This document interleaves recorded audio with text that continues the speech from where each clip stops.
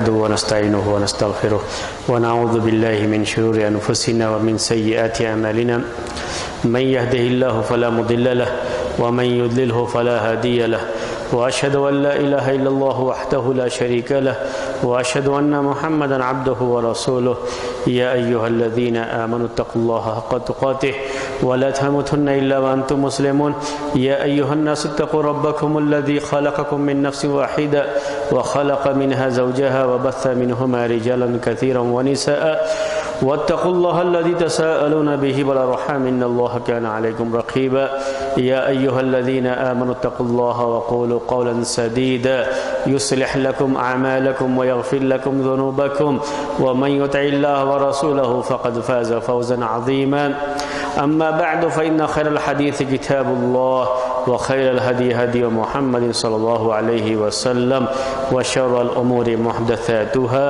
وكل محدثة بدعة وكل بدعة ضلالة وكل ضلالة في النار۔ محترم بھائیو، قرآن میں ناسخ اور منسوخ کے تعلق سے بات آپ کے سامنے چل رہی تھی۔ علوم قرآن میں قرآن کے جو علوم ہیں اس کے بارے میں بات جو چل رہی تھی، سلسلہ چل رہا تھا، تو بات پہنچی تھی قرآن میں ناسخ اور منسوخ، اور اس کی 3 قسمیں میں نے آپ کے سامنے بیان کی تھیں۔ ایک قسم یہ ہے کہ حکم باقی ہے، قرآن کی آیت تلاوت کے لحاظ سے منسوخ کر دی گئی ہے، اور یہ آیتیں قرآن میں مصحف میں موجود نہیں ہیں کیونکہ ان کی تلاوت باقی نہیں رہی، اس لیے اس کو نہیں لکھا گیا۔ دوسری قسم میں نے آپ کے سامنے یہ بتائی کہ حکم بھی ہو گیا منسوخ اور تلاوت بھی منسوخ ہو گئی، دونوں چیز نہیں ہے، حکم بھی باقی نہیں رہا، یہ بھی قرآن میں مصحف میں نہیں ہے۔ تیسری قسم، اور یہی زیادہ ہے، وہ یہ کہ آیت کی تلاوت تو باقی ہے لیکن اس کا حکم اب باقی نہیں رہا۔ آیت میں جو حکم ہے، جو آرڈر دیا گیا تھا، وہ آرڈر باقی نہیں رہا، دوسری کسی آیت سے یا کسی حدیث سے اس حکم کو منسوخ کر دیا گیا۔ یہ قسم، اسی کے بارے میں آج آپ کے سامنے تفصیل آنی ہے۔ میں نے آپ سے کہا تھا کہ جن جن آیتوں کے بارے میں یہ کہا گیا ہے کہ یہ آیت اب منسوخ ہو چکی ہے، اور کون سی آیت اس کے لیے ناسخ ہے، یعنی جس کو منسوخ کیا گیا، جو پہلے کا حکم تھا وہ بھی اور جو بعد کا حکم ہے وہ بھی، دونوں آپ کے سامنے اس کی پوری مثالیں پیش کریں گے، لکھیں گے بورڈ پر آپ کے سامنے۔ پچھلے ہفتے میں نے آپ سے وعدہ کیا تھا، تو آج وہی کام ہمارا ہے، یعنی قرآن کی کون کون سی آیتیں ہیں جن کے بارے میں کہا گیا کہ یہ آیت منسوخ ہے۔ امام سیوطی رحمۃ اللہ علیہ ایک بڑے مشہور عالم گزرے ہوئے ہیں، امام سیوطی رحمۃ اللہ علیہ، ان کی ایک کتاب ہے علوم قرآن کے بارے میں، اس کا نام ہے الاتقان فی علوم القرآن۔ الاتقان فی علوم القرآن، اس کتاب میں انہوں نے جن جن آیتوں کے بارے میں یہ بیان کیا ہے کہ یہ منسوخ ہو گئی ہیں، وہ ساری آیتیں آپ کو ہم لکھیں گے۔ کتاب کا نام ہے الاتقان، اتقان فی علوم القرآن۔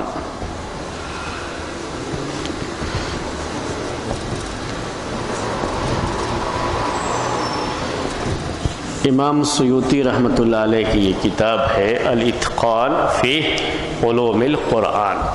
اسی سے آپ کو معنی بھی سمجھ میں آ جاتا ہے، کتاب کا جو نام ہے اسی سے اس کتاب میں کیا باتیں آئیں گی وہ بھی سمجھ میں آ جائے گا آپ کو۔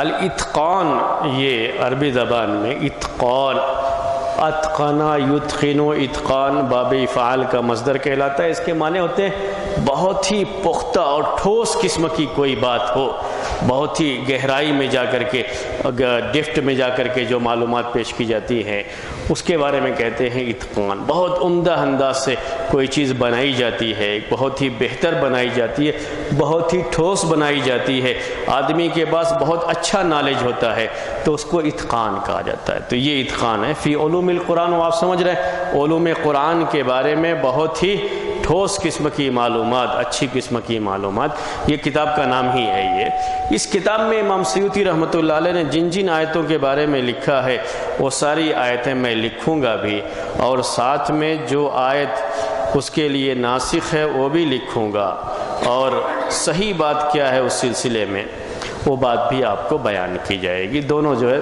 تینوں باتیں آپ کے سامنے رکھی جائیں گی۔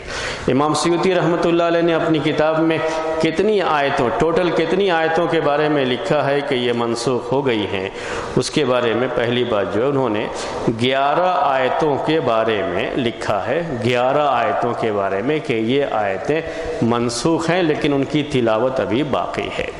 وہ 11 آیتیں میں لکھوں گا، لیکن یہ ساری کی ساری آیتیں متفق علیہ نہیں ہیں، یعنی دوسرے اہل علم نہیں مانتے اس کو کہ یہ منسوخ ہیں، تو ان کی جو رائے ہے، امام سیوطی کی جو رائے ہے، دونوں میں آپ کے سامنے پیش کروں گا۔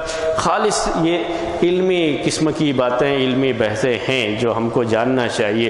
کبھی اچانک کبھی ہمارے سامنے بات آ جائے، قرآن ہے، قرآن کے بارے میں ہم یہ باتیں نہیں جانتے، تو یعنی قرآن ہمارے لیے نازل کیا گیا، تو قرآن کے بارے میں ہمیں ان باتوں کو جاننا چاہیے کہ قرآن کے بارے میں کیا کیا جو ہے کہا گیا ہے۔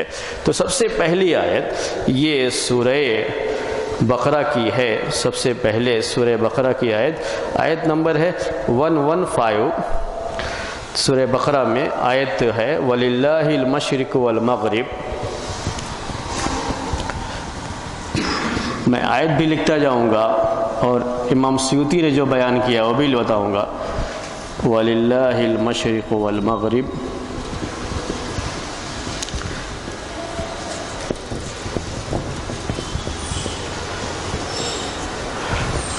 وَلِلَّهِ الْمَشْرِقُ وَالْمَغْرِبُ فَأَيْنَمَا تُوَلُّوا فَثَمَّ وَجْهُ اللَّهِ۔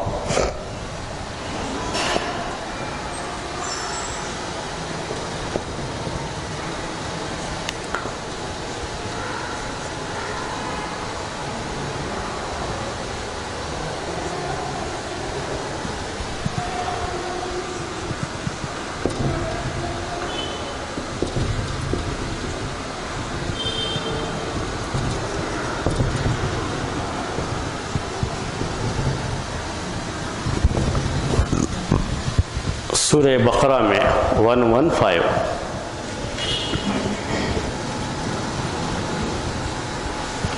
یہ آیت نمبر ہے۔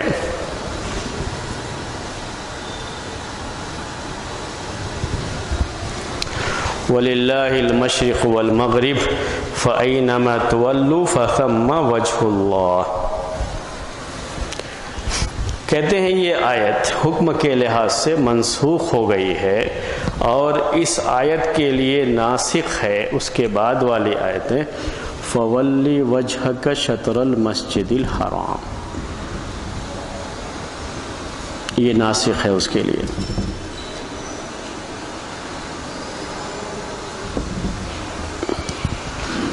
فَوَلِّ وَجْهَكَ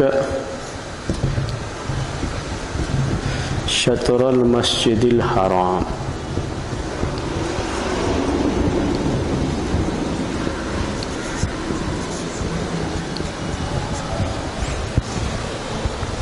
سورہ بقرہ ہی کی یہ آیت ہے، آیت نمبر ہے 1۔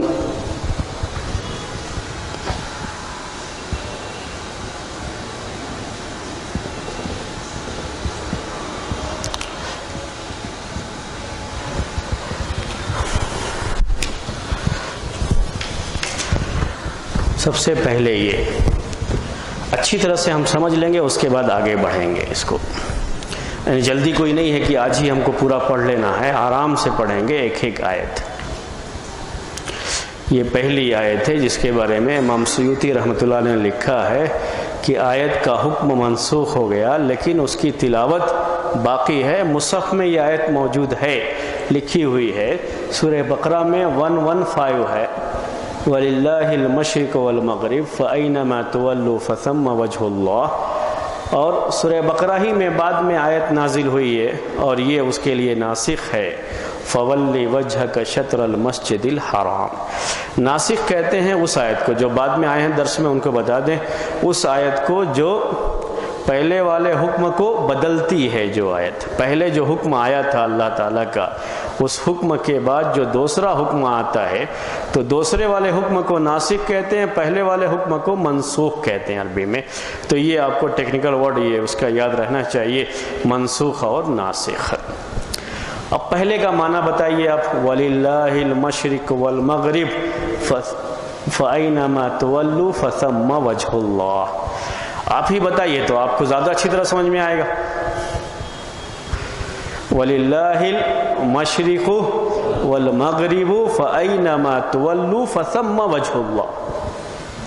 کیا معنی اس آیت کا؟ ہاں للہ، وہاں سے للہ المشرق والمغرب، للہ المشرق والمغرب، یہاں سے ہاں اللہ ہی کے لیے مشرق اور مغرب ہے، اللہ ہی کے لیے مشرق اور مغرب ہے. یہاں سے ہاں وَلِلَّهِ الْمَشْرِقُ وَالْمَغْرِبُ، للہ اللہ ہی کے لیے کیا ہے؟ المشرق والمغرب. مشرق ہاں ایسٹ، مغرب ویسٹ. جو ایسٹ اور ویسٹ جہاں بھی جاؤ گے سارا معاملہ یہ ہے. تو یہ صرف معاملہ ایسٹ اور ویسٹ کہنے کا نہیں ہے، بلکہ دنیا، یہ پوری دنیا، چاہے ایسٹ ہو، چاہے ویسٹ ہو، چاہے نارتھ ہو، چاہے ساؤتھ ہو، سب کس کے لیے ہے؟ اللہ کے لیے. مطلب یہاں کہنے کا یہی ہے اس کا، اللہ ہی کے لیے سب کچھ ہے. یہ چاروں طرف، چاروں سمتیں، یہ سب کس کی ہیں؟ اللہ کے لیے ہیں. چاہے آپ ویسٹ میں ہو، چاہے ایسٹ میں ہو، چاہے نارتھ میں ہو، چاہے ساؤتھ میں ہو. للہ المشرق والمغرب. اس کے بعد کیا ہے؟ فَأَيْنَمَا تُوَلُّوا فَثَمَّ وَجْهُ اللَّهِ. ہاں جہاں کہیں بھی تم چہرہ پھیرو گے، اپنا چہرہ کرو گے، فَأَيْنَمَا تُوَلُّوا، جہاں کہیں بھی تم اپنا چہرہ کرو گے، جس سائیڈ میں بھی تم اپنا چہرہ کرو گے، یہ اس کا معنی ہے تولو. ابھی ہم نماز پڑھتے ہیں تو کدھر کرتے ہیں؟ یہ ہے نہیں، کیا ہے یہ؟ ویسٹ ہے، ایسٹ ہے؟ یہ ویسٹ ہے. تو ہم مغرب کی طرف کرتے ہیں. تو کہا کہ فَأَيْنَمَا تُوَلُّوا، جدھر بھی تم چہرہ کرو گے، فَثَمَّ وَجْهُ اللَّهِ، وہاں اللہ کا وجہ ہے. یعنی اللہ تبارک و تعالی کی طرف جو ہے رخ کر کے جو آپ کو نماز پڑھنا ہے، آپ جدھر بھی، جس سائیڈ میں بھی کر لو، چاہے ویسٹ میں کرو، چاہے ایسٹ میں کرو، چاہے نارتھ میں کرو، ساؤتھ میں کرو، یہ مطلب ہے اس کا. صرف مشرق مغرب نہیں، جس طرف بھی آپ، جس سائیڈ میں بھی آپ اپنا چہرہ کر کے نماز پڑھ لو گے تو آپ کی نماز صحیح ہے، کیونکہ یہ سب اللہ ہی کا ہے. ویسٹ بھی ایسٹ بھی سب کس کا ہے؟ اللہ ہی کا. للہ المشرق والمغرب. تو اس آیت میں یہ معنی تھا کہ آپ چہرہ چاہے جدھر بھی نماز میں کرو گے اپنا چہرہ، آپ کی نماز صحیح ہے. کسی خاص اینگل میں چہرہ کرنے کی بات اس آیت میں نہیں ہے. پہلے یہ حکم تھا، آپ جدھر بھی کھڑے ہو گئے نماز پڑھنے لگے تو آپ کی نماز صحیح ہے، آپ کر سکتے ہو. یہ بات اس آیت کے اندر بیان کی گئی. وَلِلَّهِ الْمَشْرِقُ وَالْمَغْرِبُ فَأَيْنَمَا تُوَلُّوا فَثَمَّ وَجْهُ اللَّهِ. بات سمجھ میں آ گئی آپ کو اس آیت کی؟ تب یہ جو حکم ہے کہ آپ جدھر بھی چہرہ کر کے نماز پڑھ لو، آپ کی نماز صحیح ہے، یہ جو بات ہے کوئی حرج نہیں ہے آپ کے لیے. اور کسی خاص اینگل میں اپنا چہرہ کرنے کا حکم نہیں ہے اس میں. یہ آیت منسوخ ہو گئی. یہ حکم کیا ہو گیا؟ ختم ہو گیا. کس آیت سے؟ جو اس کے بعد ہے. اب دیکھیے اس آیت کا معنی کیا ہے. فَوَلِّ وَجْهَكَ شَطْرَ الْمَسْجِدِ الْحَرَامِ. فَوَلِّ وَجْهَ کا معنی ہے اپنا چہرہ آپ کیجئے، اپنا چہرہ کیجئے. کس کی طرف کیجئے؟ شطر المسجد الحرام، مسجد حرام کی سائیڈ میں.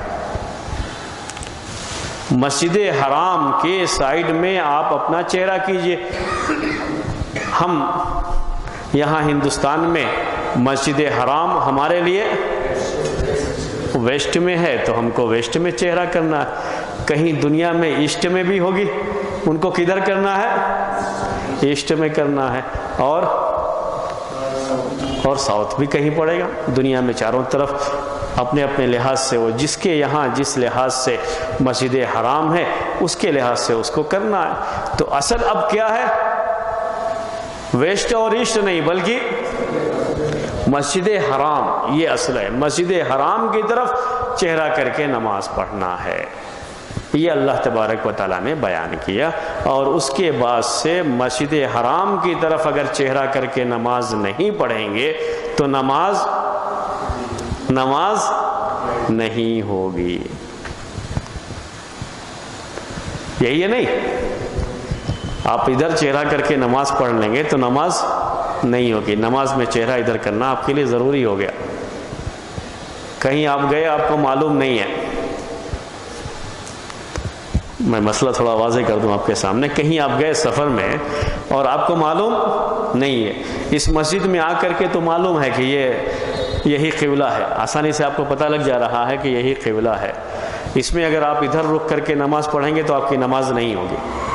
لیکن کہیں سفر میں گئے، آپ کو پتہ نہیں تھا قبلہ کدھر ہے، اندازہ لگایا آپ نے، لیکن اندازہ لگانے میں آپ کو غلطی ہو گئی، قبلہ ادھر تھا اور آپ نے ادھر چہرہ کر کے نماز پڑھ لیا، نماز ہو جائے گی کہ نہیں؟ ہاں ہو جائے گی۔ اگر آپ نے پتہ کیا اور غلطی آپ کو معلوم کرنے میں آپ سے غلطی ہو گئی تو وہ الگ مسئلہ ہے، لیکن اگر آپ یہی جان بوجھ کر کے کریں گے تو نماز نہیں ہوتی۔ تو جان بوجھ کر کے آپ ادھر چہرہ کر کے نماز پڑھ لیں گے، نماز نہیں ہوگی، اس لیے کہ اللہ تعالیٰ نے کیا کہا؟ فَوَلِّ وَجْهَكَ شَطْرَ الْمَسْجِدِ الْحَرَامِ، اپنا چہرہ آپ مسجد حرام کی طرف کیجئے۔ نماز میں یہ کنڈیشن ہے، یہ شرط ہے کہ چہرہ مسجد حرام کی طرف ہونا چاہیے۔ اب بولیے کیا رائے ہے آپ کی؟ پہلا حکم منسوخ، دوسرا کیا ہے؟ ناسخ ہے۔ کیا رائے ہے آپ لوگوں کی؟ ہے یا نہیں؟ بات مانیں گے ان کی؟ پہلا حکم منسوخ، دوسرا کیا ہے؟ ناسخ۔ اس پر پوری امت کا اجماع ہے، اتفاق ہے، کسی کا اختلاف نہیں، سارے اہل علم اس پر متفق ہیں کہ اب بیت اللہ الحرام کی طرف، مسجد حرام کی طرف چہرہ کرنا ضروری ہے، یعنی سمت وہی رہے گی، سائیڈ وہی رہے گی، بالکل اسی کی طرف ضروری نہیں لیکن وہ سائیڈ وہی رہے گی، اس پر تو سب کا اتفاق ہے، ادھر ہی چہرہ کرنا۔ تو پہلے والا حکم منسوخ ہو گیا۔ یہ مثال صحیح مانیں گے؟ اس آیت کو تسلیم کر لیتے ہیں، امام سیوطی رحمۃ اللہ علیہ کی جو بات ہے، ہم کہتے ہیں چلیے ہم بھی آپ کے ساتھ ہیں، آپ نے جو کہا ہم اسے تسلیم کرتے ہیں، ہم اسے مانتے ہیں، ہم بھی آپ کے ساتھ ہیں۔ بعض اہل علم نے یہ بات کہی ہے اس آیت کے بارے میں، اب وہ پیش کر دوں آپ کو، کہ جو پہلی آیت ہے وہ بھی باقی ہے، اس کا حکم بھی باقی ہے، اور جو دوسری آیت ہے اس کا حکم بھی باقی ہے۔ وہ کیسے حکم باقی ہے وہ واضح کر دوں تھوڑا۔ کہتے ہیں پہلی والی آیت یہ نفل نماز کے لیے ہے، اور دوسری والی آیت فرض نماز کے لیے۔ بات سمجھ میں آئی؟ یعنی اگر نفلی نماز ہے اور کسی بھی طرف کسی اینگل میں بھی اگر چہرہ کر کے نماز پڑھ لیتے ہیں تو وہ نماز صحیح ہے، وہ پہلی آیت ہے اس کے لیے، وَلِلَّهِ الْمَشْرِقُ وَالْمَغْرِبُ فَأَيْنَمَا تُوَلُّوا فَثَمَّ وَجْهُ اللَّهِ، اللہ ہی کے لیے مشرق بھی ہے مغرب بھی ہے، ساری جو ہے سمتیں اللہ کی ہیں، آپ جدھر چاہے اپنا چہرہ کر کے نماز پڑھ لو، کوئی معاملہ نہیں ہے۔ کہا کہ یہ کون سی نماز کے لیے ہے؟ نفلی نمازوں کے لیے۔ نفلی نماز میں اگر قبلے کے علاوہ کسی اور طرف بھی رک کر کے نماز پڑھ لیتے ہیں تو نماز ہو جاتی ہے، نماز کو صحیح مانتے ہیں۔ لیکن اگر فرض نماز ہے تو قبلے کی طرف چہرہ کر کے نماز پڑھنا ضروری۔ جو لوگ یہ بات کہتے ہیں ان کے پاس دلیل کیا ہے؟ وہ اپنے اس کے لیے دلیل پروف یہ پیش کرتے ہیں کہ اللہ کے رسول صلی اللہ علیہ وسلم جب سفر میں جاتے تھے تو سفر میں آپ نفل نماز اپنی سواری پر پڑھ لیتے تھے۔ یہ صحیح حدیث ہے، یعنی اس میں کہ کچھ بھی کلام نہیں، سب کے نزدیک یہ بالکل مسلم صحیح حدیث ہے کہ اللہ کے رسول صلی اللہ علیہ وسلم جب سفر میں جاتے تھے، سفر میں اور سواری پر نماز پڑھنی ہے. اس زمانے کی سواری کیا تھی؟ اونٹ، اونٹنی، گھوڑا، جی یہ اس زمانے کی سواریاں. تو مطلب کیا نکلا کہ اللہ کے رسول صلی اللہ علیہ وسلم اگر اونٹ پر ہی سوار ہو کر کے نماز پڑھتے تو آپ کیا کرتے تھے؟ اونٹ کو قبلے کی طرف کر کے نماز شروع کر لیتے تھے. اس کے بعد اونٹ تو جانور ہے، اب اس کو تو معلوم نہیں کہ آپ نماز پڑھ رہے ہو کہ کیا کر رہے ہو، وہ تو کسی بھی طرف جا سکتا ہے. اور آپ نماز میں ہیں، نماز کی حالت میں اس سے کہہ نہیں سکتے کہ بھائی اپنا چہرہ بدلنا مت، سیدھے کھڑے رہنا، اس کو بھی نہیں کہہ سکتے. تو نماز میں ادھر ادھر اونٹ چلا جاتا ہے. اللہ کے رسول صلی اللہ علیہ وسلم ویسے ہی نماز اپنی کنٹینیو کرتے تھے، پڑھتے تھے، بیچ میں رکتے نہیں تھے. یہ نفل نماز ہوتی تھی. اور جب آپ کو فرض نماز پڑھنی ہوتی تھی تو آپ اپنی سواری سے اتر جاتے اور قبلے کی طرف چہرہ کر کے نماز شروع کرتے تھے، اور پوری نماز قبلے کی طرف ہی چہرہ کر کے نماز پوری کرتے تھے. آپ کو بات سمجھ میں آ گئی ہے؟ تو فرض نماز میں آپ قبلے کا پورا لحاظ کرتے، قبلے کی طرف ہی چہرہ کر کے آپ پوری نماز پڑھا کرتے تھے. لیکن نفل نماز آپ شروع تو کرتے تھے قبلے کی طرف، لیکن سواری پر ہی پڑھتے تھے. تو سواری بعد میں جدھر بھی چلی جائے آپ اس کی وجہ سے نماز کو توڑتے نہیں تھے، یا آپ اپنے چہرے کو قبلے کی طرف نہیں کرتے تھے. یعنی پہلے چہرہ ایسے تھا، اونٹ ایسے بدل گیا تو چہرہ ہم نے بھی پھیر لیا، ویسا کچھ نہیں ہے. جس طرف اونٹ جائے کوئی بات نہیں، آپ اپنی نماز کو ویسے ہی مکمل کرتے تھے. یہ آپ کے سامنے بات ہے. اس لحاظ سے آپ کہیں گے تو کیا کہیں گے؟ پہلی والی آیت نفل نماز کے لیے، دوسری والی فرض نماز کے لیے، تو مسئلہ ہی نہیں ہے، کوئی پریشانی کی بات ہی نہیں. ہم کو کہنے کی ضرورت ہی نہیں کہ پہلی آیت منسوخ ہے اور دوسری آیت ناسخ ہے، یہ کہنے کی ضرورت نہیں ہے. بتائیے آپ کو، یہ میں نے دو لوگوں کی جو اوپینین ہے، جو رائے ہے، وہ پیش کر دیا آپ کے سامنے. آپ کی بھی کچھ ہو تو آپ بتائیے.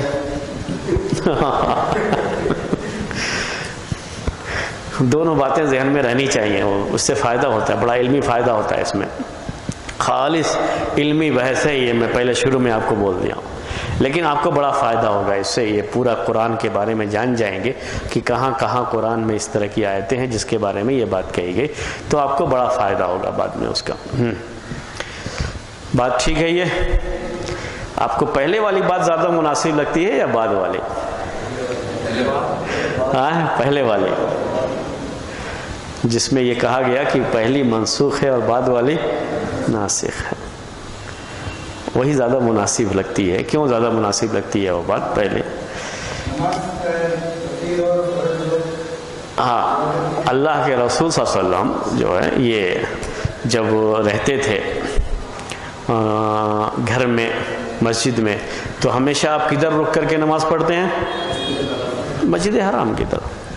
سفر میں بھی آپ شروع کرتے تھے ویسے ہی شروع کرتے تھے، یعنی ایسا نہیں تھا کہ آپ جیسے بھی ہو ویسے پڑھنا، نہیں، شروع آپ ویسے کرتے تھے. بعد میں وہ اٹھنی پر ہی پڑھ لیتے تھے، تھوڑی آسانی ہے سفر کے لحاظ سے، اٹھنی پر ہی پڑھ لیتے تھے، اونٹ ادھر ادھر چلا جاتا تھا، ورنہ آپ شروع تو ویسے ہی کرتے تھے. اس کا مطلب یہ ہے کہ اس وقت بھی آپ کے ذہن میں یہی بات ہے کہ ہمارا قبلہ کیا ہے؟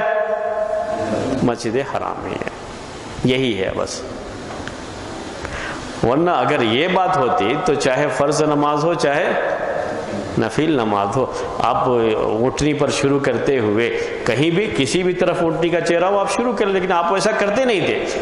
اونٹنی کو آپ قبلے کی سائڈ میں کر کے ہی نماز شروع کرتے تھے، لیکن بعد میں اونٹنی ادھر ادھر چلی جاتی تھی. تو یہ معاملہ ایک تھوڑی آسانی نفل کی نماز میں، وہ آپ تھوڑی آسانی یہ برتتے تھے، لیکن حکم وہی ہے کہ ہمارا چہرہ فرض نماز ہو نفل نماز ہو کدھر ہونا چاہیے؟ قبلے کی طرف ہونا چاہیے. اب ہاں وہی کہنا چاہ رہا تھا، وہی مسئلہ ابھی جو اب یہ سوال کر رہے ہیں، اس بات کو میں خود کہہ دوں، اس لیے کہ وہ سب کا مسئلہ ہے، ان کے اکیلے کا نہیں ہے. اب آج کل کیا ہے جو ان سواریوں پر ہم ہوتے ہیں، ان سواریوں میں سیم یہی مسئلہ آتا ہے کہ جس وقت ہم نماز شروع کرتے ہیں قبلہ کچھ اور ہے، اور بیچ میں خاص طریقے سے ٹرین میں یہ بہت زیادہ ہوتا ہے کہ بیچ میں قبلہ بدل جاتا ہے اور ہم کو پتہ بھی نہیں ہے۔ اب یہ ٹرین کا مسئلہ ویسا بھی نہیں ہے جو اونٹنی کا تھا، اونٹنی اپنے ہاتھ میں تھی، ٹرین اپنے ہاتھ میں نہیں ہے کہ ہم کھڑی کر کے اس کو جو ہے ٹرین کو آرام سے اسٹیشن پر کھڑی کر کے نماز پڑھ لیں گے، ویسا کوئی معاملہ نہیں۔ آپ چاہے فرض نماز ہو چاہے نفل نماز ہو، آپ کو وہی شکل اختیار کرنی پڑے گی جو اللہ کے رسول صلی اللہ علیہ وسلم سفر میں نفل نماز کے لیے کرتے تھے، یعنی جب آپ شروع کریں تو بالکل قبلہ دیکھ کر شروع کریں۔ بیچ میں اگر ایسا ہو گیا ہے تو نماز صحیح ہو جاتی ہے، نماز کا کوئی مسئلہ نہیں۔ جیسے میں نے آپ کو یہ بھی کہا تھا کہ آپ نے اچھی طرح سے معلومات کر کے نماز شروع کی، لیکن پھر بھی کسی نے غلط بتا دیا تھا تو آپ کی نماز صحیح ہو جاتی ہے۔ آپ جب نماز شروع کریں گے صحیح نماز شروع کریں گے، قبلے کی طرف چہرہ کر کے نماز شروع کریں گے، بیچ میں ٹرین کا وہ بدل گیا تو کوئی معاملہ نہیں، نماز صحیح مانی جائے گی، نماز صحیح ہوتی ہے۔ اسی لیے یہی کہا جائے گا کہ یہ پہلی والی آیت منسوخ ہے اور دوسری والی ناسخ ہے۔ بہتر رائے اس میں یہی ہے جو امام سیوطی رحمۃ اللہ علیہ نے پیش کیا ہے، ہم بھی ان کے ساتھ ہیں اس معاملے میں کہ پہلے والی آیت منسوخ اور دوسری والی کیا ہے؟ ناسخ ہے اس کے حکم کے لحاظ سے۔ اس کے بعد دیکھیے دوسری، یہ پہلی مثال تھی جو آپ کو پیش کی گئی۔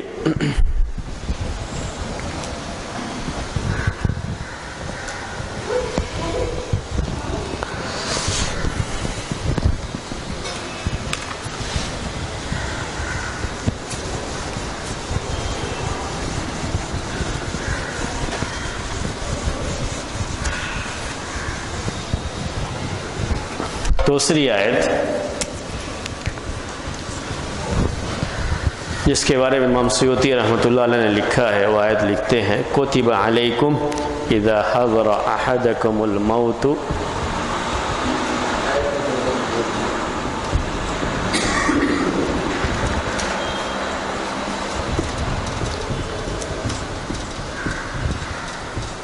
اذا حضر احدکم الموت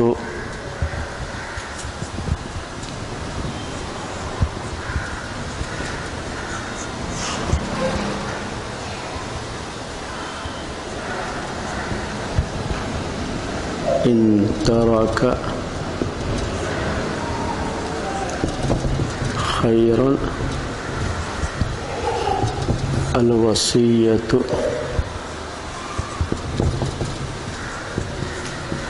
للوالدین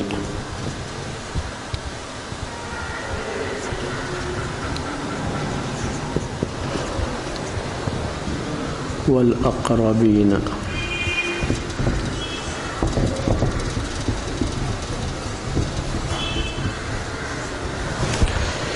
یہ آیت ہے سورہ بقرہ کی۔ سورہ بقرہ میں خیرن الوصیۃ، البقرہ 18۔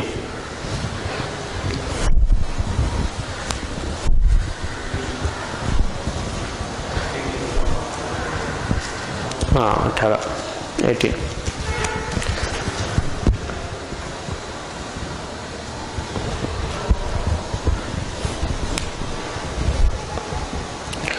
اور اس آیت کے لیے ناسخ ہے آیت موارث،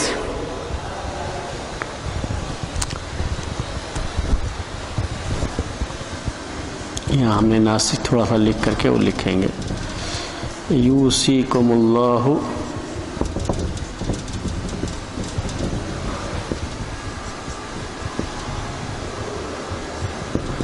فی اولادکم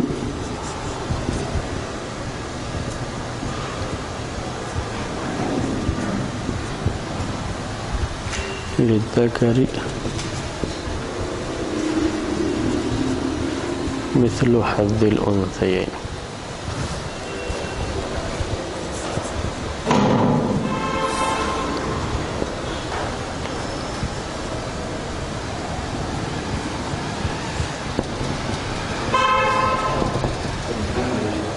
ہاں 180 دیکھیے پھر 80.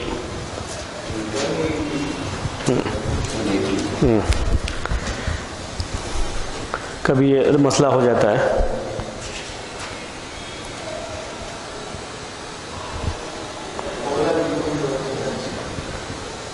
ہے کیا 180؟ ہاں 180 لکھ لیجئے. وہ کبھی رہتا ہے وہ چھوٹ جاتا ہے 0.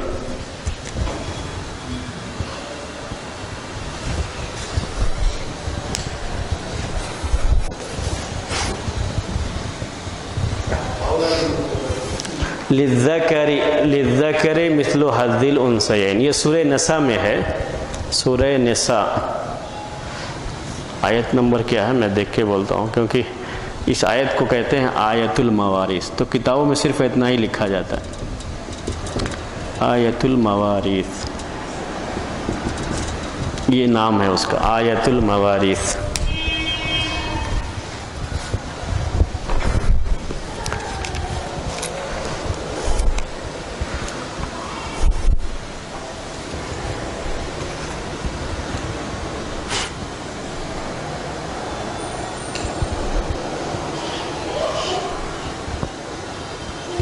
یوصیکم اللہ فی اولادکم للذکر مثل حظ الانثیین.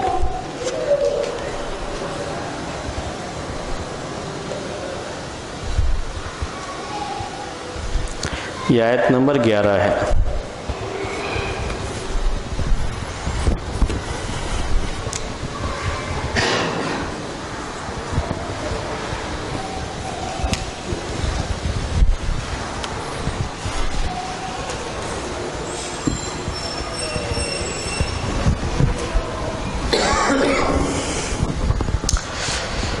آیت لکھ لیا. میں اس کو سمجھا رہا ہوں آپ کو پوری دونوں آیتوں میں کیا بیان کیا گیا ہے.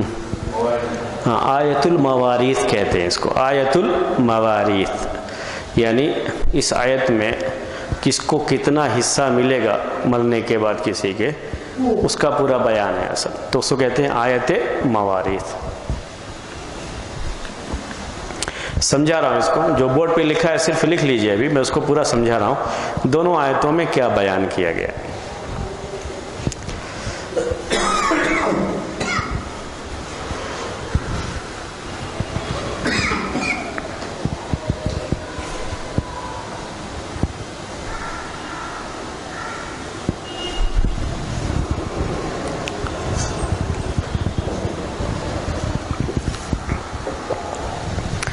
پہلی آیت دیکھیے. کوتبہ علیکم. کوتبہ علیکم. کوتبہ کے معنی لکھا گیا. علیکم تم پر. تو تم پر لکھا گیا اس کا مطلب ہوتا ہے تم پر فرض کیا گیا. عربی کی اس عبارت کا معنی ہوتا ہے ہمارے اس کے لحاظ سے تم پر فرض کیا گیا. جیسے روزے کے بارے میں کہا اللہ تعالیٰ نے یا ایھا الذین آمنوا کوتب علیکم الصیام کہ اے ایمان والو تم پر روزہ رکھنا لکھا گیا یعنی فرض کیا گیا. ویسے یہاں پر بھی ہے کوتب علیکم تم پر فرض کیا گیا. لفظی معنی ہے لکھا گیا یعنی تم پر فرض کیا گیا. کیا فرض کیا گیا ہے؟ اذا حضر احدکم الموت جب حاضر ہو تم میں سے کسی کی موت. یعنی جب موت کا وقت آئے. موت کا وقت آئے. ان ترک خیرن اگر اس نے کوئی خیر چھوڑا ہے، مال وغیرہ اس کے پاس ہے، زمین جائیداد ہے، پراپرٹی ہے، کچھ بھی جو ہے مال ہے جس میں کچھ وصیت کی جا سکتی ہے، تو کہا ان ترک خیرن اگر اس نے خیر چھوڑا ہے. خیر سے مراد یہاں پر مال دولت پراپرٹی وغیرہ جو بھی ہیں یہ سب اس میں داخل ہیں. الوصیت. الوصیت یہ کتبہ سے تعلق ہے. اس پر فرض کیا گیا ہے وصیت کرنا. کتب علیکم تم پر فرض کیا گیا. کیا فرض کیا گیا؟ وصیت کرنا کب؟ جب موت کا وقت قریب آ جائے اور زمین جائیداد ہے، پراپرٹی ہے، مال دولت ہے جس میں وہ وصیت کرنا چاہتا ہے، تو وصیت کرنا فرض ہے۔ کن کے لیے وصیت کرے گا؟ للوالدین، والدین کے لیے، ماں باپ کے لیے، والاقربین، اور رشتہ داروں کے لیے، رشتہ داروں کے لیے، الاقربین رشتہ دار، ریلیٹیوز۔ تو پوری آیت میں کیا معنی بیان کیا گیا ہے؟ جب موت کا وقت آئے اور آدمی کے پاس مال دولت ہے، زمین جائیداد ہے، تو اس کے اوپر وصیت کرنا فرض ہو جاتا ہے، اور یہ وصیت بھی کس کے لیے کی جائے گی؟ ماں باپ کے لیے اور رشتہ داروں کے لیے۔ رشتہ دار لوگ کون ہیں؟ رشتہ دار کون ہے؟ ہاں، بھائی بہن، بیوی بچے، اور بھی بہت سے، ایک ایسے ہی بس میں نے ایسے ہی پوچھ لیا، ورنہ تو سب لوگ جانتے ہیں کہ رشتہ دار کون سے لوگ ہوتے ہیں، تو بہت سے ہیں رشتہ دار۔ تو اللہ تعالیٰ نے کیا کہا کہ جب کسی کی موت کا وقت قریب آئے اور اس کے پاس زمین جائیداد مال دولت ہو جس میں وہ وصیت کرنا چاہتا ہے، تو یہ وصیت کرنا اس کے اوپر فرض ہے کہ وصیت کس کے لیے کرے؟ والدین کے لیے کرے، رشتہ داروں کے لیے کرے، بول کے جائے اتنا حصہ ماں کا، اتنا حصہ باپ کا، اتنا حصہ فلاں کو، اتنا حصہ فلاں کو، یہ وصیت کر کے جائے۔ یہ اس آیت کے اندر بیان کیا گیا۔ معنی سمجھ میں آ گیا؟ پہلے کیا حکم تھا شریعت کا؟ قرآن کے اندر حکم کیا تھا؟ آدمی کے پاس جو بھی مال ہے، جو بھی دولت ہے، انتقال کے وقت میں جو اس کے بڑے قریبی رشتہ دار ہیں، سب سے قریبی رشتہ دار ماں باپ ہوتے ہیں، اس کے بعد ہی کوئی نہ کسی کا نمبر آتا ہے، ماں باپ ہیں، دوسرے لوگ ہیں، ان کے لیے وصیت کر کے جائے۔ وصیت کرنے کو ان کے حق میں واجب قرار دیا گیا تھا۔ وصیت کیا ہے؟ یہ واجب ہے، فرض کیا گیا، کتبہ کہا گیا، فرض کیا گیا تھا۔ یہ حکم ابھی بھی ہے، ابھی بھی یہ حکم باقی ہے۔ ہاں، کسی کے انتقال کے وقت میں ضروری ہے کہ وہ وصیت کر کے جائے اپنے ماں باپ کے لیے، اپنے بیٹے بیٹی کے لیے، اپنی بیوی کے لیے، یا اب نہیں ہے یہ؟ ہاں، اب یہ حکم باقی نہیں ہے۔ اب یہ حکم کس سے منسوخ کیا گیا؟ ناسخ کیا ہے تو نیچے لکھا ہوا ہے آپ کو، آیت الموارث۔ یہ سورہ نساء میں 11 اور 12 نمبر کی آیت ہے، یہ جس کو کہتے ہیں آیت موارث۔ اس کا مطلب ہوتا ہے کہ وہ آیت جس میں حصے بیان کیے گئے، آدمی کے مرنے کے بعد اس کی جائیداد میں سے کس کو کتنا حصہ ملے گا، جس آیت میں یہ حصے بیان کر دیے گئے، وہی آیت اس حکم کے لیے ناسخ ہے۔ جب تک حصے مقرر نہیں کیے گئے تھے تب تک یہ بات تھی کہ مرنے والے کو چاہیے کہ یہ بول کے جائے، وصیت کر کے جائے کہ میرے مال میں سے اتنا حصہ میری ماں کا، اتنا حصہ میرے باپ کا، اتنا حصہ میرے بیٹے اور بیٹیوں کا، اتنا حصہ میری بیوی کا، یہ بول کے جائے۔ یہ پہلے بات تھی۔ اب اللہ تعالیٰ نے ہر ایک کا حصہ مقرر کر دیا، اب اس کو یہ کہنے کی ضرورت باقی نہیں رہی ہے۔ بیٹے اور بیٹی کو کتنا حصہ ملتا ہے وہ پتہ نہیں ہے، نہیں صحیح بات ہے، وہ پتہ نہیں کتنا حصہ ملتا ہے، یہ اس کا متعین نہیں کیا گیا۔ اور ماں باپ کو کتنا ملتا ہے؟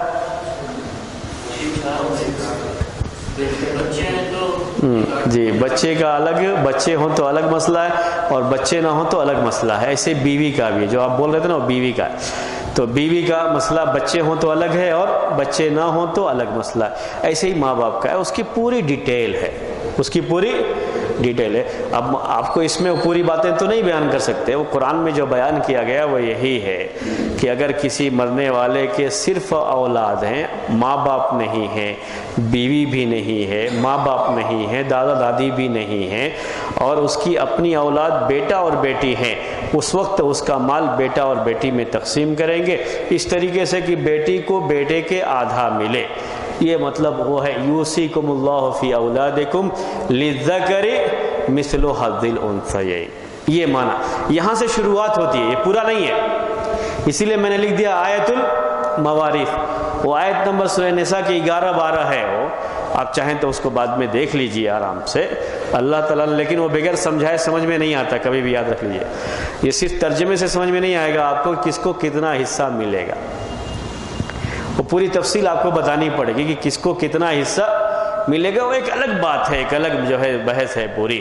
میں آپ کو جو یہاں سمجھانا چاہ رہا ہوں صرف یہ کہ اس آیت سے وہ آیت جو پہلے والی تھی اس کا حکم منسوخ کر دیا گیا۔ پہلے کیا حکم تھا کہ مرنے کے ٹائم میں مرنے والے کو بول کے جانا پڑتا تھا کہ میری ماں کو اتنا حصہ ملے گا، میرے باپ کو اتنا حصہ ملے گا، میرے بیٹے کو اتنا، میری بیٹی کو اتنا، اور میری بیوی کو اتنا حصہ ملے گا۔ یہاں اللہ تعالیٰ نے کیا کہا؟ یوصیکم اللہ، اللہ تم کو وصیت کرتا ہے، یعنی تم کو حکم دیتا ہے۔ کیا حکم دیتا ہے؟ فی اولادکم، تمہاری اولاد کے بارے میں، للذکر مثل حظ الانثیین، کسی کے مرنے کے بعد صرف اس کے بیٹے ہیں، بیٹیاں ہیں، اولاد ہیں، اس کے ماں باپ نہیں ہیں، اس کی بیوی نہیں ہے، صرف یہی لوگ حصہ پانے والے ہیں، بیٹا اور بیٹی۔ تو اس طرح سے ان میں تقسیم کیا جائے کہ بیٹے کو بیٹی کے دگنا ملے، یہ اس کا معنی ہے، بیٹے کو بیٹی کے دگنا ملے، اس طرح سے آپ اس کو تقسیم کریں۔ کیسے تقسیم کریں گے یہ آپ کی الگ بات ہے کہ کیسے آپ تقسیم کریں گے۔ بیٹے کو بیٹی کے دگنا ملے، کیسے آپ تقسیم کریں گے حساب کے لحاظ سے؟ میں اب بول دیتا ہوں آپ کو، 2 بیٹا ہے اور 1 بیٹی ہے، کیسے تقسیم کریں گے؟ 5 حصے کریں گے، 5 حصے کریں گے، 1 حصہ بیٹی کو دے دیں گے اور اس میں سے 2 حصہ دونوں بیٹوں کو دے دیں گے۔ دیکھیے بہت جلدی انہوں نے بتایا، کتنے حصے کریں گے؟ 5 حصے کریں گے، وہی ہے صحیح طریقہ اس کا۔ اس کو عربی میں کہتے ہیں کہ بیٹے کو آپ 2 بیٹی مان کر کے تقسیم کر دیجئے، بالکل صحیح تقسیم ہو جائے گا۔ تو 2 بیٹے اور 1 بیٹی، 2 بیٹے کو کیا مان لیجئے؟ اب 4 بیٹیاں اور 1 بیٹی، تو 5 بیٹی ہو گئی، 5 جگہ تقسیم کر دیجئے۔ بہت جلدی میں یہ معاملہ پڑھیں گے آپ یہ؟ جی ہاں وہی جو ہے میں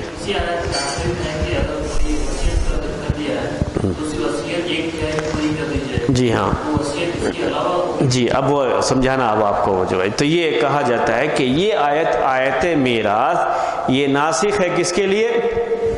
پہلی والی آیت کے لیے۔ اور پہلی والی کیا آیت ہے؟ کہ تمہارے اوپر فرض کیا گیا ہے کہ تم وصیت کرو، اگر تمہارے پاس زمین جائیداد مال دولت ہے، اپنے والدین کے لیے اور رشتہ داروں کے لیے۔ تو اللہ تعالیٰ نے یہاں والدین کا بھی اور رشتہ داروں کا حق خود بیان کر دیا، اب وصیت کی وہ ضرورت باقی نہیں رہی۔ تو بعض اہل علم نے یہ لکھا ہے کہ یہ آیت پہلی والی آیت کے لیے ناسخ ہے، جبکہ دوسرے اہل علم کی رائے یہ ہے، اور یہ میں اس کو بہتر سمجھتا ہوں، کہ اس آیت کو منسوخ کر دیا ہے اس حدیث نے، اللہ کے رسول صلی اللہ علیہ وسلم کی اس حدیث نے۔ وہ حدیث کیا ہے؟ ان اللہ قد اعطى كل ذي حق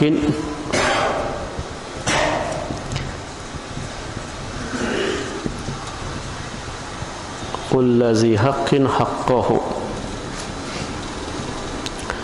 فلا وصية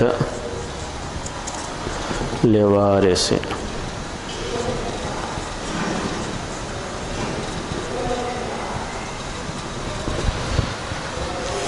اس کا معنی ہے بے شک اللہ نے دے دیا ہے، ان اللہ بے شک اللہ نے قد اعطى دے دیا ہے، کل ذی حق ہر حق والے کو، حقہ اس کا حق، جس کا جتنا حق بنتا ہے، مرنے والے کے مال میں جس رشتہ دار کا جتنا حق بنتا ہے وہ اللہ نے اس آدمی کو وہ حق دے دیا ہے، اس کا حصہ بتا دیا ہے۔ فلا وصیت لوارث، وارث کے لیے وصیت نہیں کی جائے گی. جو بھی حصہ پانے والا ہے اس کے حق میں اب وصیت نہیں کی جائے گی. وصیت کرنا صحیح نہیں ہے. یہ وصیت کرنے سے کس نے منع کر دیا؟ اللہ کے رسول صلی اللہ علیہ وسلم نے. تو بعض لوگ کہتے ہیں یہ آیت اس کے لیے ناسخ ہے، یہ حدیث اس آیت کے لیے ناسخ ہے. اللہ کے رسول صلی اللہ علیہ وسلم نے یہ بتا دیا کہ ہر ایک کا حصہ اب مقرر ہو گیا ہے، تو اب کسی وارث کے لیے وصیت نہیں کی جائے گی. کسی وارث کے لیے وصیت نہیں کی جائے گی. صحیح بات یہ ہے کہ یہ آیت ناسخ ہے اور یہ حدیث اس کا بیان ہے. دونوں کو جمع کر لیجئے. کیا کہیے؟ آیت مواریث یہ پہلی والی آیت کے لیے کیا ہے؟ ناسخ ہے. اس آیت نے اس حکم کو بدل دیا اور اس کا پتہ ہم کو کہاں سے چلا ہے؟ حدیث سے. اللہ کے رسول صلی اللہ علیہ وسلم کی یہ حدیث بتا رہی ہے کہ یہ آیت منسوخ ہے اور یہ آیت اس کے لیے ناسخ ہے. کیونکہ اس میں یہی بات ہے کہ اللہ نے ہر ایک کو اس کا حق دیا. یہ حق کہاں ہے؟ اس آیت میں، آیت موارث میں. اسی لیے اب کسی وارث کے لیے وصیت نہیں ہے. اگر یہ بات آپ کو سمجھ میں آ گئی ہو تو جو ان کا سوال تھا اب میں آپ کو پیش کروں.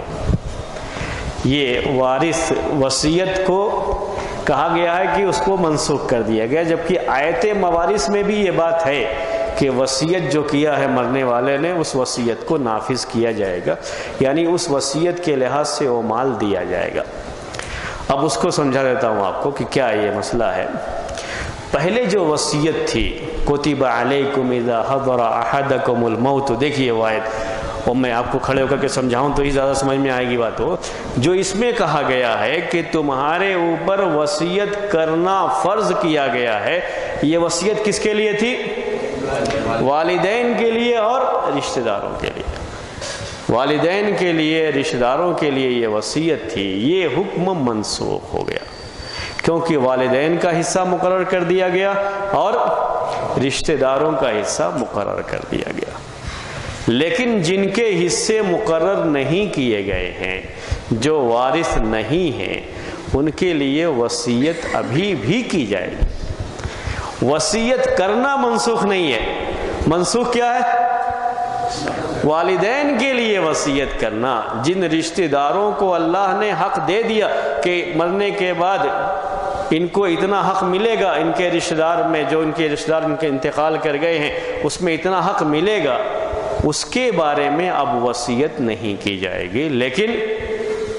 لیکن دوسرے رشتہ دار جن کو اس پراپرٹی میں کوئی حصہ نہیں ملتا ہے، یا ان کے علاوہ کوئی ابھی آدمی، کوئی مدرسہ، مسجد، اگر کوئی مرنے والا یہ وصیت کر کے جاتا ہے کہ میری جائیداد میں سے اتنی پراپرٹی میں ایک مدرسہ بنا دیا جائے، تو یہ وصیت نافذ کی جائے گی. وہ وصیت باقی ہے. وصیت کون سی منسوخ کی گئی ہے؟ جو والدین کے لیے ہے، جو قریبی رشتہ دار جن کا حصہ مقرر ہے، ان کے لیے اگر کوئی وصیت کرتا ہے تو اب یہ وصیت صحیح نہیں ہے کیونکہ ان کا حصہ مقرر کر دیا گیا. یہ دونوں آیتوں کا مطلب ہے. اگر آپ یہ سمجھ گئے ہیں تو میں آپ کا امتحان لینے کے لیے کہ آپ سمجھ گئے ہیں اب آپ سے سوال کرتا ہوں. یہ میں نے آپ سے کہا تھا کہ بڑے اطمینان سے میں پڑھاؤں گا، یہ آپ کو گھبرائیے گا مت کہ اچھی طرح آپ کو سمجھ میں آ جائے مسئلہ کیا ہے. یہ پوری آیتیں جو کہی جاتی ہیں.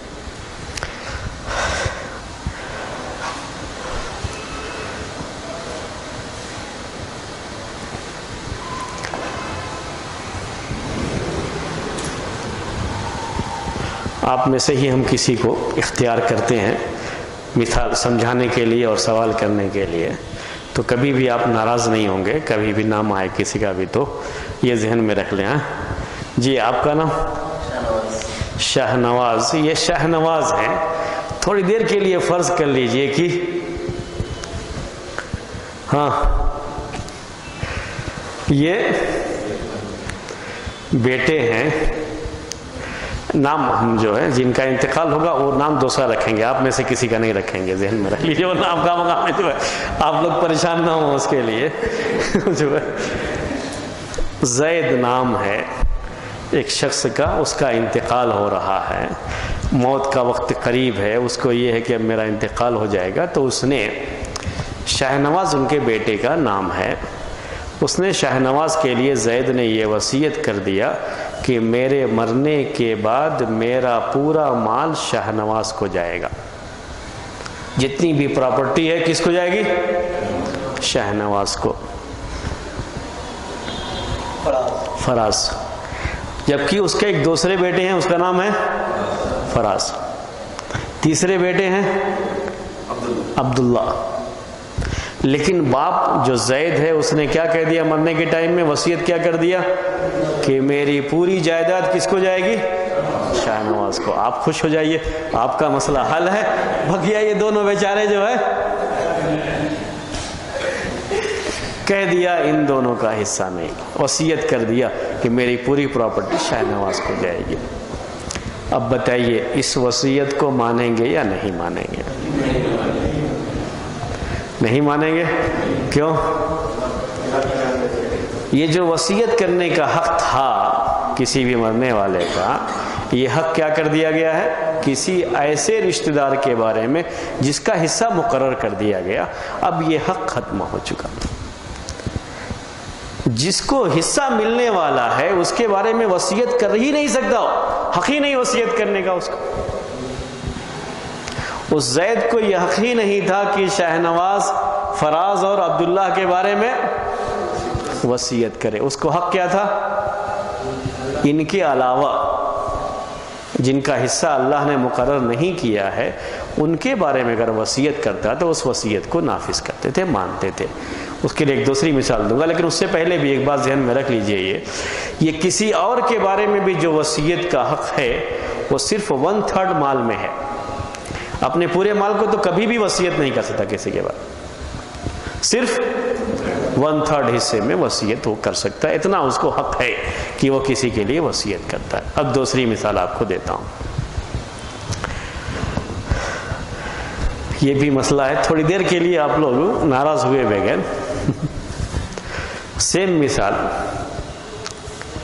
زید کا انتقال ہوا، ان کے 3 بیٹے ہیں، شاہنواز، فراز اور عبداللہ۔ اب اس کا انتقال کا وقت قریب ہے، زید کا بھی انتقال ہوا نہیں ہے، 3 بیٹے تھے، یہ 3 اولاد اس کی۔ اس میں تھوڑی دیر کے لیے فرض کر لیجئے کہ ایک بیٹے جس کا نام شاہنواز ہے وہ اس کی زندگی میں انتقال کر گیا تھا، شادی ہو چکی تھی، اور اس کی ایک اولاد ہے، اس کے بیٹے کا نام ہے جواد۔ بیٹے کا نام کیا ہے؟ جواد۔ ذہن میں رکھیے گا ذرا مثال، اسی لیے میں یہ آپ کو ایسے مثالیں دے رہا ہوں تاکہ یہ ذہن میں رہے، اور کوئی مسئلہ نہیں ہے اس میں۔ ابھی جس کا انتقال، جس کی بیمار ہے اور انتقال ہونے والا ہے، اس کو یہ ہے کہ اب میرا انتقال ہو جائے گا، ٹھیک ہے؟ اس کے سامنے اس کے 2 بیٹے ہیں، فراز اور عبداللہ، اور ایک پوتا ہے جو اس کے ایک بیٹے کا بیٹا ہے، اور اس بیٹے کا انتقال ہو چکا، وہ زندہ نہیں ہے۔ شریعت کے لحاظ سے اب یہ جو 2 بیٹے ہیں فراز اور عبداللہ، ان دونوں کو تو حصہ ملے گا بیٹے ہونے کے لحاظ سے، اور پوتے کو حصہ نہیں ملے گا، کیونکہ بیٹوں کے ہوتے ہوئے پوتے کو حصہ نہیں ملتا۔ بات سمجھ میں آئی آپ کو؟ اب یہاں پر میں وہ زید بھی چھوڑ دیتا ہوں، اپنی مثال لے لیتا ہوں۔ میں خود اپنی مثال لیا تو کوئی مسئلہ نہیں نا آپ لوگوں کے لیے۔ اب یہ فرض کر لو جو میری موت کا وقت قریب ہے، میرے یہ 3 بیٹے ہیں، فراز، عبداللہ اور شاہنواز۔ شاہنواز کا زندگی میں ہی انتقال ہو گیا، لیکن شاہنواز کی شادی ہو چکی تھی، ان کی اپنی ایک اولاد ہے جواد۔ تو اب میرے سامنے مرنے کے ٹائم میں میرے یہ تینوں میرے سامنے ہیں، فراز بھی، عبداللہ بھی اور جواد بھی۔ رشتہ ان دونوں کا یہ ہے کہ یہ دونوں میرے بیٹے ہیں اور یہ میرے پوتے ہیں۔ میرے مرنے کے بعد ان دونوں کو تو حصہ ملے گا میری جائیداد میں سے، اس لیے کہ بیٹے ہیں، لیکن پوتے کو نہیں، جواد کو حصہ نہیں ملے گا، اس لیے کہ یہ پوتے ہیں۔ اگر بیٹے نہ ہو تو پوتے کو بھی حصہ ملتا ہے، یہ ذہن میں رہے آپ کے. یعنی ایسا نہیں ہے کہ پوتے کو اسلام میں حصہ نہیں. کب ملے گا؟ جب بیٹے نہیں ہوں گے. بیٹے نہ ہوں تو حصہ ملتا تھا. اب بیٹے ہیں تو پوتے کو حصہ نہیں ملے گا کیونکہ وہ دور ہو جاتا ہے پھر. اب یہ شاہ نواز جس کا انتقال ہو چکا، اگر یہ زندہ ہوتے، وہ بھی میرے بیٹے زندہ ہوتے تو ان کو بھی حصہ ملتا تھا نا، حصہ ملتا تھا. اور پھر وہ حصہ ملتا تو ان کے مرنے کے بعد ان کے بیٹے کو جاتا تھا، جواد کو وہی جاتا تھا. اب میرے لیے یہ ضروری ہو جاتا ہے کہ یہاں میں وصیت کروں کن کے لیے؟ جواد کے لیے. یہ وصیت نافذ کی جائے گی. یہ وصیت جائز وصیت ہے، کیونکہ یہ وصیت وارث کے لیے نہیں ہے. وارث کے لیے وصیت جائز نہیں ہے. اگر یہی وصیت میں یہ کہتا کہ میرے بیٹے فراز کو پورا مال دے دیا جائے میرے مرنے کے بعد، تو یہ وصیت نافذ نہیں کی جائے گی. لیکن اب میں یہ کہہ کے جاتا ہوں کہ میرے مال میں سے، میری پراپرٹی میں سے میرے پوتے جواد کو 1/3 دیا جائے، اس کے بعد جو باقی بچے وہ عبداللہ اور فراز تقسیم کر لیں گے کیونکہ وہ وارث ہیں. تو یہ 1/3 حصہ جواد کو پہلے نکال دیا جائے گا. یہ وصیت ہے. یہ وصیت کا حکم ابھی بھی باقی ہے. جو حکم منسوخ ہوا وہ کون سا ہے؟ وارث کے لیے. جیسے والدین ہیں، قریبی رشتہ دار جو مرنے کے بعد اس کے ترکے میں سے اس کو حصہ، اس کے چھوڑے ہوئے مال میں سے حصہ مل رہا ہے، ان کے لیے یہ اب وصیت کرنا صحیح نہیں ہے. ان کے لیے وصیت نہیں کریں گے. وصیت کس کے لیے کریں گے؟ جو ترکے میں حصہ نہیں پا رہے ہیں، وارث نہیں بن رہے ہیں، ان کو کچھ بھی حصہ ملنے والا نہیں ہے، ان کے لیے وصیت ابھی بھی کرنا جائز ہے. تو یہ کیا ہے؟ فلا وصیت لوارث. وارث کے لیے وصیت نہیں ہے، لیکن وصیت کا حکم ابھی بھی باقی ہے. وصیت تو کرے گا، البتہ وارث کے لیے وصیت نہیں کرے گا. بات آپ کو سمجھ میں آ گئی؟ یہ آیت جو ناسخ اور منسوخ جو بھی بات تھی. اگر کوئی سوال ہو تو اب آپ سوال کر سکتے ہیں، کیونکہ آج ہم یہیں پر اس مسئلے کو روکیں گے، کیوں وقت زیادہ ہونے لگا ہے. تو دوسرا مسئلہ آپ لیں گے، اور جو آیتیں ہیں انشاءاللہ آئندہ درس میں وہ باتیں آپ کے سامنے آئیں گی. فی الحال یہ مسئلہ تھا. اگر کوئی پریشانی ہے تو آپ پوچھ سکتے ہیں، سوال کر سکتے ہیں ابھی اس میں. ایک مسئلہ آ رہا ہے کہ اگر باپ اور بیٹا ایک ہی دن مر گئے. ہاں جی ہاں، چلیے. ہاں جی ہاں، بڑا اہم مسئلہ ہے یہ. کبھی کبھی ایسا ہوتا ہے کہ دونوں ایک ہی دن مر جاتے ہیں. کبھی ایسا کب ہوتا ہے؟ ایسا ایکسیڈنٹ ساتھ میں ہی ہو گیا ہے. ایکسیڈنٹ ساتھ میں ہی ہو گیا ہے. تو یہ بڑا آسان سا مسئلہ ہے، کوئی مشکل نہیں ہے. کبھی بھی یہ ذہن میں رکھ لو کہ کسی کی موت پہلے ہوگی، کسی کی بعد میں ہوگی. اور آج یہ پریشانی اس لیے نہیں ہے کہ اب معلوم ہو جاتا ہے کون پہلے مرا ہے کون بعد میں مرا. ابھی تو مشینوں سے معلوم ہو جاتا ہے نا کہ ان کی موت کب ہوئی، ان کی موت کب ہوئی. تو اب وہ پہلے والی پریشانی ہی نہیں ہے. یعنی پہلے ایسا ہوتا تھا کہ ایکسیڈنٹ میں سب مر گئے، لیکن یہ پتہ نہیں کون پہلے مرا کون بعد میں مرا ہے. تو ہم کیا کریں گے ایسے موقع پر؟ وہ ایک پریشانی آتی تھی. لیکن ابھی یہ مسئلہ نہیں آتا ہے کہ لاش اگر ملی ہے تو ہم کو یہ معلوم ہے کہ پہلے کون مرا اور بعد میں کون مرا. ٹھیک ہے. اب اگر فرض کر لیجئے کہ ہم کو یہ معلوم ہوا کہ باپ پہلے مرا ہے، بیٹا بعد میں، تو اس باپ کی جائیداد میں اس بیٹے کو بھی حصہ ملے گا جو مر چکا ہے بھی، اور وہ حصہ اب اس کی اپنی اولاد کو جائے گا. کوئی پریشانی نہیں ہوگی تقسیم کرنے میں. لیکن یہ معلوم ہو جائے کہ بیٹا پہلے مر گیا تھا، باپ بعد میں مرا ہوا ہے، تو اب اس بیٹے کا حصہ نہیں بنے گا اس میں. اب اس کے اپنے جو بیٹے ہوں گے اس کی جائیداد میں حصہ پائیں گے، بیٹے کی جائیداد میں حصہ پائیں گے، باپ کی جائیداد میں حصہ نہیں پائیں گے. وہ یہ اپنی جگہ پر ہے. اور یہاں تو وصیت بھی نہیں ہے، وصیت بھی اس نے نہیں کیا، اس لیے وہ مسئلہ ہی سرے سے نہیں آئے گا. تو یہ آج کل معلوم ہو جاتا ہے. پہلے جب ایسا تھا کہ نہیں معلوم ہوتا تھا تو تھوڑا پریشانی سے تقسیم کرتے تھے تب بھی، لیکن کرتے تھے. وہ اس کا بھی طریقہ ہے تقسیم کرنے کا. یہ کوئی ایسا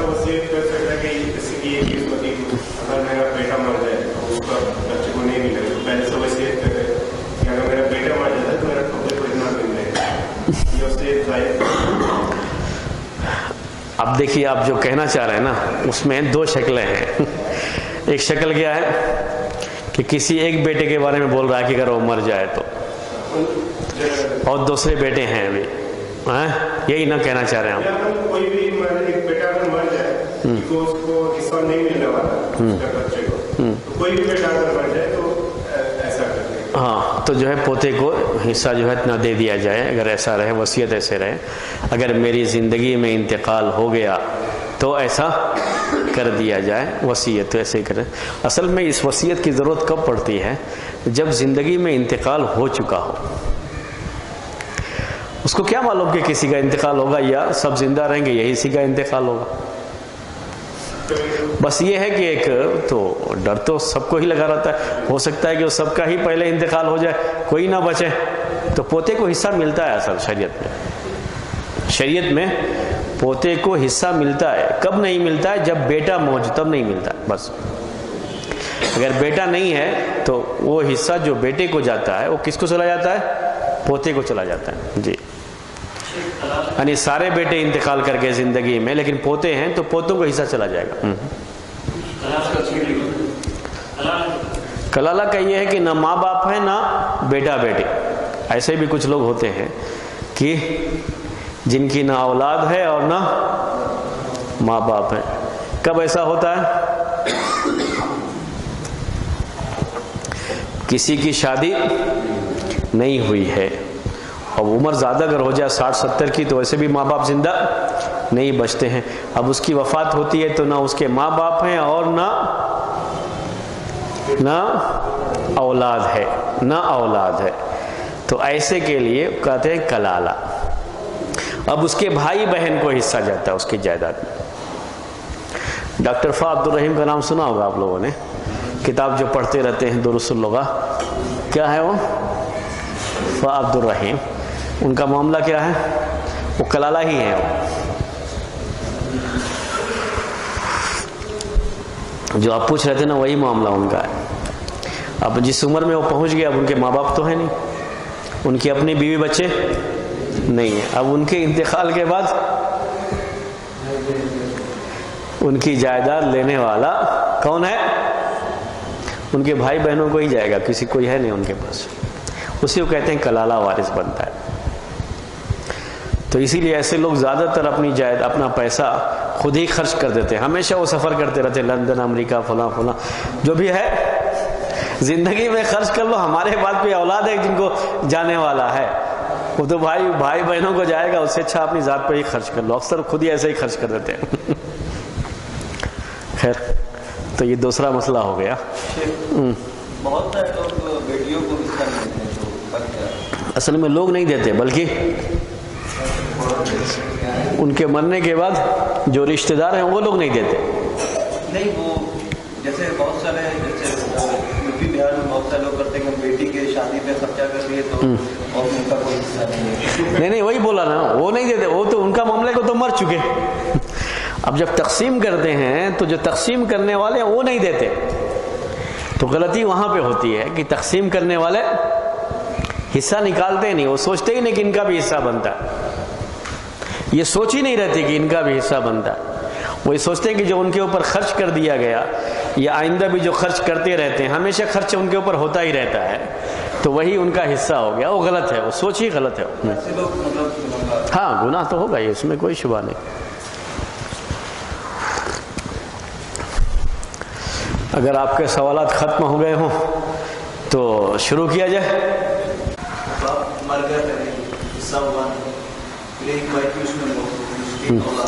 جی ہاں,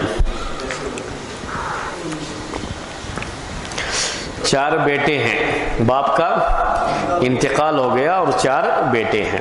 ٹھیک ہے, لیکن تقسیم نہیں کیا ابھی. چاروں زندہ ہیں لیکن تقسیم, جس وقت باپ کا انتقال ہوا اس وقت چاروں زندہ ہیں. وہی آپ کہنا چاہ رہے ہیں, میں سمجھ رہا ہوں آپ کی بات کو. لیکن ابھی پراپرٹی کو تقسیم نہیں کیا گیا. پراپرٹی کی تقسیم کرنے سے پہلے ہی اس میں سے ایک بیٹے کا بھی انتقال ہو گیا, اس کی اپنی اولاد ہے. یہی ہے نا آپ کا معاملہ, یہی آپ کا سوال ہے. وہ 4 جگہ تقسیم کریں گے. اس کے بعد جس بچے کا انتقال ہو گیا, جس بیٹے کا, اور اس کی اولاد ہے، ان کی اولاد کو اس کے باپ کا حصہ جائے گا. اس میں 2 بیٹے ایک بیٹی. ہاں اسی کے لحاظ سے تقسیم کریں گے. اس میں جتنا حصہ ہوگا اس کو 2 بیٹے ہیں 1 بیٹی ہے تو 5 جگہ کر کے اس کو تقسیم کریں گے، وہ اسی لحاظ سے تقسیم کریں گے. تو وہ بیٹا حصہ پائے گا. جو بیٹا باپ کے انتقال کے وقت زندہ ہے وہ حصہ پائے گا. اب اس کے بعد اگر مر جاتا ہے تو اس کی اولاد کو وہ حصہ جائے گا، وہ تو حصہ پائے گا اس میں. شروع کیا جائے صاحب دوست.